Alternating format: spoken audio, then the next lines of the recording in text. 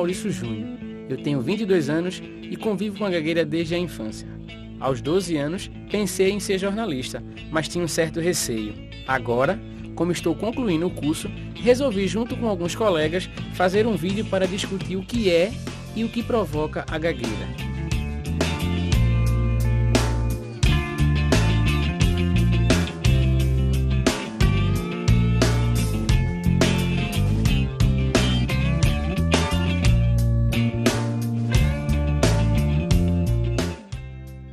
Não lembro ao certo o período em que comecei a gaguejar.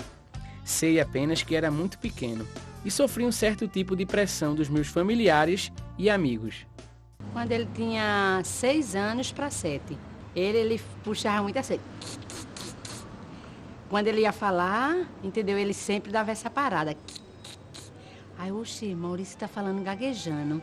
Os familiares riam da minha gagueira, alguns vizinhos também. Naquela época foi muito ruim. Quando queria falar, ficava nervoso com a situação e gaguejava mais ainda. Aí, preferia ficar calado. A gagueira, ela traz em si muito sofrimento.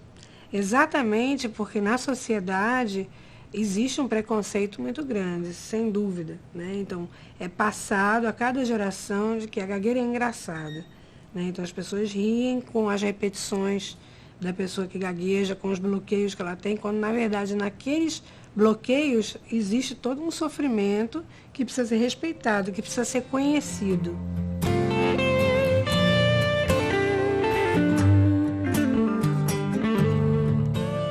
Gagueira é um distúrbio de linguagem, né? Então, fundamentalmente, é linguagem porque tem a ver com as condições de produção. Então, quem fala, para quem fala, sobre o que fala. Então, que representação essa pessoa, ouvinte, tem para aquele que está falando, né? Então, nesse sentido, a gagueira muda. Por exemplo, um médico ele pode não gaguejar nada com os pacientes dele e gaguejar muito quando ele está fazendo um estudo de caso, por exemplo, com os colegas. Existem 3 tipos de gagueira, que seria a gagueira natural, a gagueira fisiológica, que é quando a criança está em torno de 2 a 6 anos de idade, né, que ela está no período de aquisição e desenvolvimento da fala. Então é natural que a criança ela tenha algumas hesitações, algumas repetições de sílabas, mas ela não tem consciência da gagueira. Existe também a gagueira de desenvolvimento ou a gagueira de sofrimento, que é quando a criança ela já tem a consciência da gagueira e ela já começa a utilizar algumas estratégias, né, para adiar sua gagueira, utilizar alguns truques. E também tem a gagueira neurológica, que é por alguma deficiência no cérebro, que vai influenciar tanto na respiração, né, quanto no ritmo da fala e a velocidade da fala. Mas também é importante falar que o fator emocional, ele também pode influenciar na questão da gagueira. Quando eu fico nervoso ou muito ansioso. Aí que não sai nada. Eu tento falar, mas não sai nada. A gente tem gagueiras, primeiro assim, gagueiras mais severas e gagueiras menos severas. Existe uma gagueira que é mais de repetição, onde a pessoa só repete. Existe uma gagueira que existe prolongamento, então, por exemplo, faca, né? A pessoa estica a fala. Existe uma gagueira onde a pessoa bloqueia, então o som fica preso, né? Quando você faz K, tá? E existe uma conjunção dos 3 tipos, né? E aí precisa determinar o que se sobressai. Na minha infância, minha bisavó tentou me curar da gagueira usando crendices populares. Durante muito tempo, ela bateu com a colher de pau na minha cabeça. A desinformação das pessoas sobre o tema é muito grande. Aqui, no mercado de São José, no Recife, é comum a venda de ervas que prometem curar a gagueira. Nós temos essa erva aqui, ó, a romã. O que é que você vai fazer com essa romã? Você vai pegar essa quantidade, que é uma bandinha, vai colocar no fogo com 1 litro de água. Deixa ferver até evaporar no fogo e dar 3 copos. Copos americanos. Então você esfria, coa, gargareja, faz aquela asepsia na garganta, faz uma asepsia legal e depois toma um pouco do chá. E esse é um dos remédios.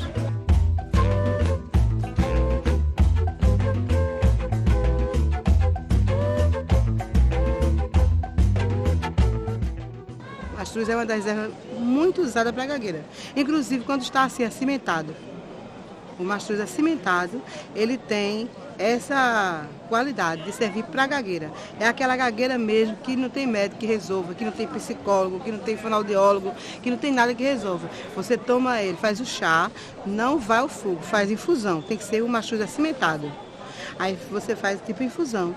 Esfria, toma 2 vezes ao dia e você vai ficar bom da gagueira. Nada disso é capaz de curar a gagueira. Na verdade, todas essas coisas, né, atrapalham demais, porque fazem com que a pessoa fique ainda mais insegura no momento de falar e a gagueira aumenta muito mais. Quem nunca gaguejou? A pedido da minha fono, observei durante muito tempo professores dando aula. Eles gaguejam, mas não se preocupam. Isso é algo normal. Mas para nós gagos é totalmente diferente. Antes de falar, a gente pensa que vai gaguejar. Partindo dessa ideia de que todo mundo é disfluente, a pessoa gaga ela pode chegar a um estágio onde ela gagueja como todo mundo, sem a expectativa da gagueira, quer dizer, sem a previsão de erro que ela tem.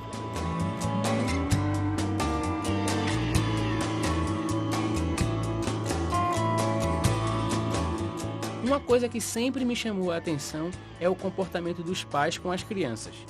Quando percebem que elas estão gaguejando, tentam corrigir o que estão dizendo. Nessa fase, é natural todo ser humano gaguejar. Isso também aconteceu comigo.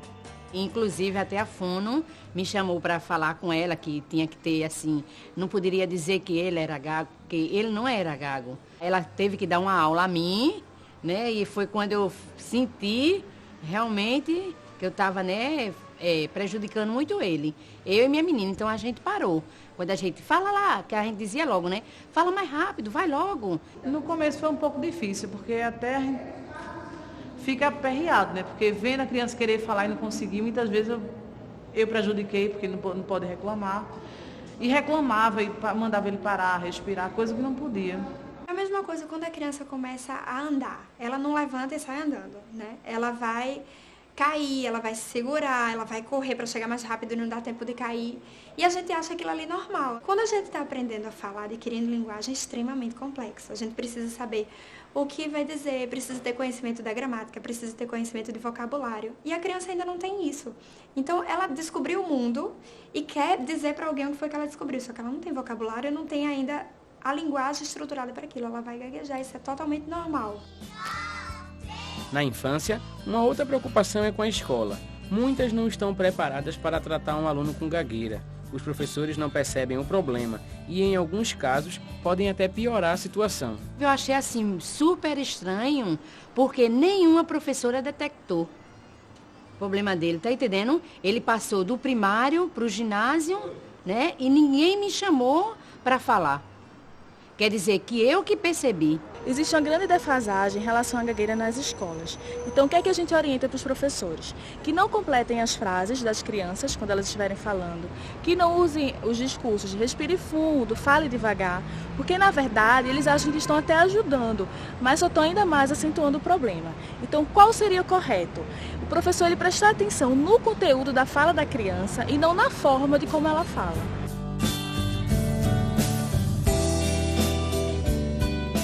A passagem da infância para a adolescência já é uma fase complicada. Imagine para uma pessoa que gagueja. É o período dos relacionamentos, das novas amizades. Todo mundo brinca aquela zoação toda, aqueles... Foi quase um trauma. Mas eu superei. Até a fase adulta, a batalha para vencer os medos e os preconceitos da gagueira é grande. Quando decidi fazer faculdade, confesso que pensei 2 vezes em estudar jornalismo. Por medo, cheguei a cursar um período de administração de empresas. Eu percebi que Maurício gaguejava nos primeiros contatos que eu tive com ele em sala de aula. Nós estudávamos juntos, fazíamos administração, ele se apresentava, nós discutíamos questões relativas a trabalho em sala de aula e eu em nenhum momento interferi nesse processo. Percebi, mas fui consciente o suficiente para deixar com que ele conversasse, dialogasse sem fazer assim interferências diretas, ter aquela pergunta né? Aquela clássica pergunta, né? Assim, você é gago, entendeu? Então, negativo. Quando decidi enfrentar a gagueira e seguir meu desejo, fiz vestibular para jornalismo. Hoje, 4 anos depois, vejo que superei muitos obstáculos. As pessoas achavam estranho um gago fazer um curso de comunicação. Eu conheci Maurício aqui na universidade, no curso de jornalismo, e desde o começo eu percebia que ele gaguejava. Mas em momento nenhum eu acho que a gagueira atrapalhou no relacionamento com a turma, tanto é que ele é bem querido, e na amizade que a gente tem. Eu acho que é fator até de crescimento para ele, entendeu? Porque ele sabe tirar muito bem as questões positivas em cima de situações que muitas vezes não são favoráveis. A procura por um estágio em jornalismo foi meu primeiro grande desafio. Tinha a sensação de que nunca seria aprovado numa seleção. Muitos gagos pensam como eu e se perguntam o que é analisado nas dinâmicas de grupo. São várias características que a gente vai estar analisando, desde o relacionamento, a questão da liderança, da comunicação dele, da energia dele. Com relação a alguém ser reprovado no processo seletivo por causa da gagueira, bom, pelo menos comigo, eu não lembro. Algumas pessoas não foram classificadas, eu não uso muito o termo reprovado, não foram classificadas porque não tinham competência técnica ou de comportamento para aquele cargo. Numa entrevista de emprego, quando passa no psicotécnico, eu sou reprovado automaticamente, principalmente quando for em venda, né? É de vendas, nem pensar. A experiência de trabalhar em um jornal diário foi uma oportunidade para avaliar se a gagueira poderia ou não me atrapalhar profissionalmente. Vencida essa etapa, veio o estágio mais concorrido entre os estudantes de jornalismo, o da Rede Globo. O teste teve 3 fases. A mais difícil foi a dinâmica de grupo. Naquele momento, gagueira foi uma coisa que eu nem imaginava. Estava viajando de férias, estava no hotel com meu esposo, e o telefone tocou, Tassiana, é Maurício. Oi, Maurício, tudo bom? Passei na Globo. Eu, o quê, menino? Passei na Globo. Para mim foi assim, maravilhoso, né? Provavelmente quem estava avaliando esse processo de seleção levou em consideração toda a experiência profissional que ele tinha, toda a vontade que ele tinha de aprender, de crescer profissionalmente, e não por ele estar gaguejando. No caso dele, a gagueira não é um dado importante profissionalmente. Ele é uma pessoa naturalmente calma, tranquila. Nunca vi ele tenso ou irritado. No trabalho, eu acho que essas são as situações em que a gagueira se manifesta assim, de uma maneira mais profunda. Ao longo da minha vida, fiz tratamento com diversas fonos, mas só na fase adulta encontrei uma que me fez refletir sobre o assunto e entender o problema. Eu sempre dizia, ele chegava, Maurício, e aí, como é que foi tua semana? Tassiana, essa semana eu gaguejei naquele determinado momento falando com aquela pessoa. Então vamos ver o que aconteceu. E a gente ia conversando, e hoje Maurício é uma outra pessoa. Você não vê mais Maurício levantando sobrancelha, você não vê mais Maurício fazendo esse tipo de truque.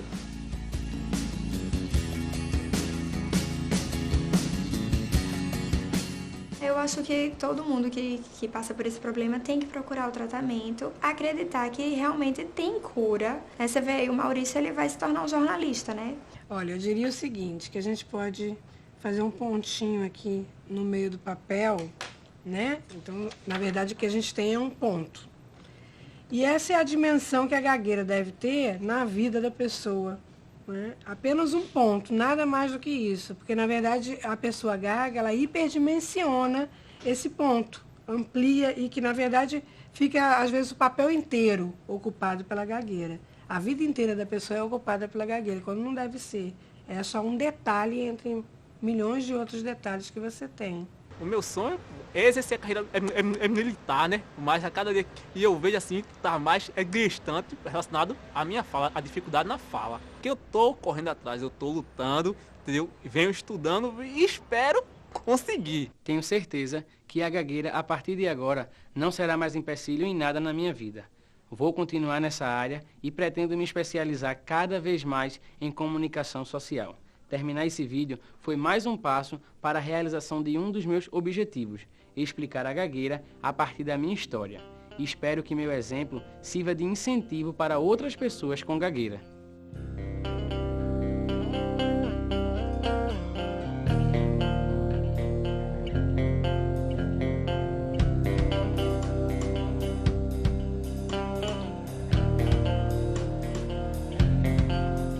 Eu não desisti dos meus sonhos. Eles também não. Viver e não terá vergonha de ser feliz. Cantar e cantar e cantar a beleza de ser um eterno aprendiz. Ah, meu Deus, eu sei que a vida devia ser bem melhor e será.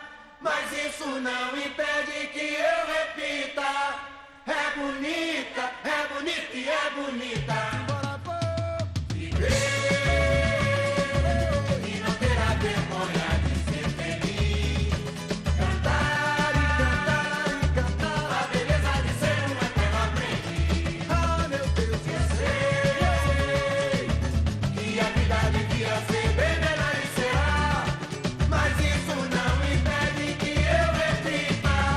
É bonita e é bonita. Se a vida o que é, diga lá, meu irmão. Ela é a batida de um coração. Ela é uma doce ilusão. Mas e a vida? Ela é maravilha ou é sofrimento? Ela é alegria ou lamento? O que é, meu irmão? Há quem fale que a vida da gente é um nada no mundo. É uma puta, é um tempo que nem dá um segundo. Há quem fale que é um divino mistério profundo. É o sopro do Criador numa atitude repleta de amor. Você diz que é